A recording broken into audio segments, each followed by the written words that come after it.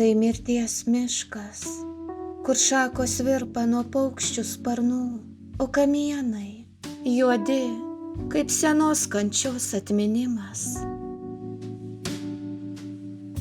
Kormoranai čia skleidžia triukšmą, jų balsai drasko tylą, o jų šešėliai grobia žalumą, palikdami tik pelenų spalvos tylą. Bet net ir šiame sunaikintame grožyje gamta kalba apie trapumą, apie būtį, apie mus.